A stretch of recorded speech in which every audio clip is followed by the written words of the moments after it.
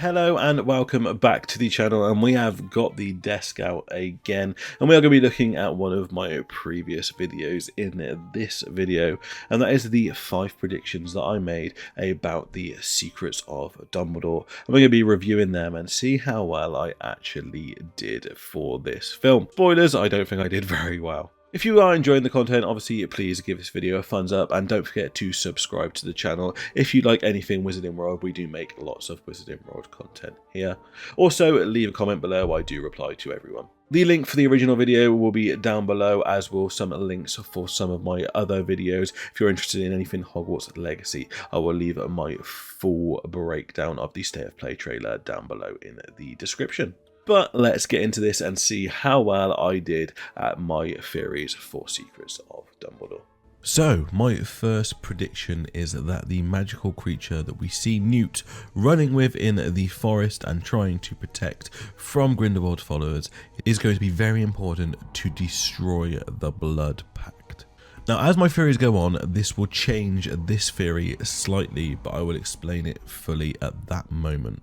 So my theory is so I'm quite close with this theory. I've obviously suggested this is vital to destroying the Blood Pact, and if it wasn't for this creature, then the situation for the Blood Pact to be destroyed wouldn't have come up. So I think I'm kind of close to that. So I'm not really right on this prediction. It is vital to the main plot, but for the Blood Pact itself, it isn't relevant. The Chillin was used for the Walk of the Chillin to show who is pure of heart and it influenced people on who they should vote for. So it is very vital to the actual story, and the rest of the information that I had to back up my theory was correct, but the actual prediction itself unfortunately wasn't. So my second theory is that Tina is hiding throughout this movie using the Polyjuice Potion. Now, it's clear to everybody who has seen these trailers there's a very noticeable absence from Tina.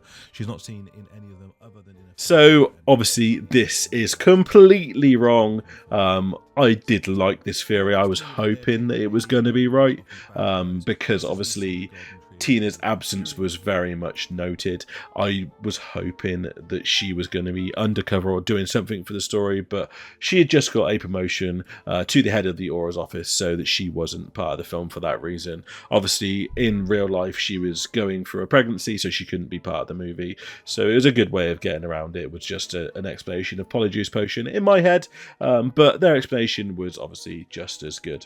My third prediction is that Credence and Queenie will change sides throughout this movie and come back to the light side. I'll explain Queenie first, and I believe that she will come to the light side when she sees that Jacob can use magic. We got a glimpse in the first trailer of Jacob being given a... Okay, so I was right for this theory, I just wasn't right for the reasons.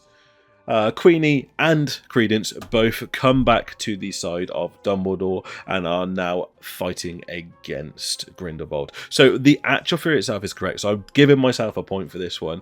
However, the fact that I said that Jacob was the reason why she come back because he is a wizard, and obviously she didn't need to then be on Grindelwald's soul because she could marry him, was completely false. I think the Credence side of the things was right, is obviously he sees the truth about who he is, and also the fact that Grindelwald treats him so badly means that actually, yeah, he wants to come back to Dumbledore. So I was completely right on Credence's, but I'm giving myself a full point for this because I got the actual theory correct. My fourth theory is a big one, and that is that Dumbledore has had his memory modified by Grindelwald. We know during the battle between Grindelwald, Aberforth and Dumbledore, it resulted in the death of Ariana. I believe that after this, Dumbledore was so distraught about what... So we get this part actually confirmed.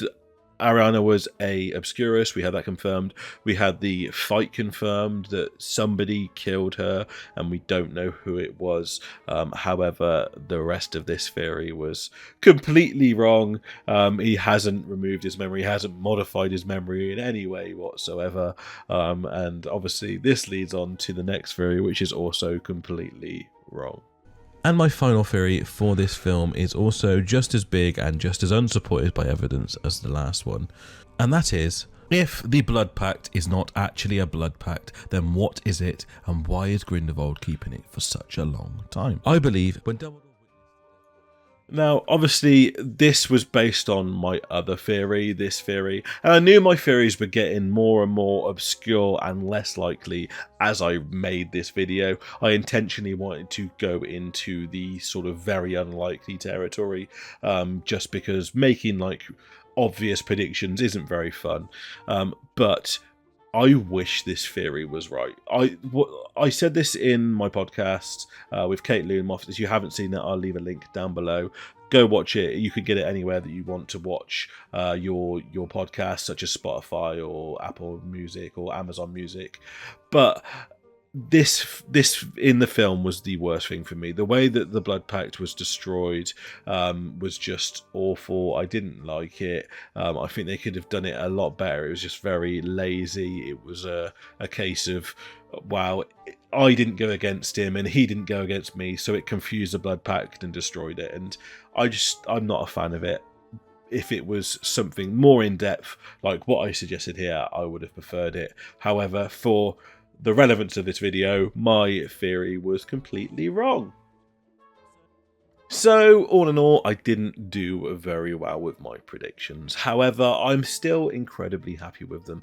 As I said, I didn't want to go for the obvious. I could have made several predictions that were just very obvious from things we've seen in the trailers or any of the leaked information that we got from some of the cast, but I wanted to go a bit further and show what my imagination would have done if I was making this film. So, out of 5, I ended up with just one that was fully correct. However, I will give myself half a point for the chill-in prediction, because although it wasn't vital for destroying the Blood Pact, it was absolutely vital for the movie, and I love the fact that a Fantastic Beast was the main point of this movie. But this meant that the rest of my theory and the reason why Credence and these cronies were there to try and get the chill-in is because it was so important, was actually correct. So I think I should get half a point for that. But I hope you like this video. When the game comes out and closer to the game, I will be making some predictions about Hogwarts Legacy and potentially what we're going to be able to do in the game and what some of the storyline elements are going to be. And obviously once the game's released, I will be able to do a video similar to this. So let me know what some of your theories were for this film, and let me know if any of them turned out to be true, and let me know what you think you would have preferred to happen. As I said, I wasn't happy with the Blood Pact scenes, and I've given you what I would have preferred, but let me know what you would have preferred to have seen in this film. I do reply to everyone in the comments. As always, don't forget to subscribe. I do appreciate every single one of you, and it means the world to me that you are subscribing to this channel.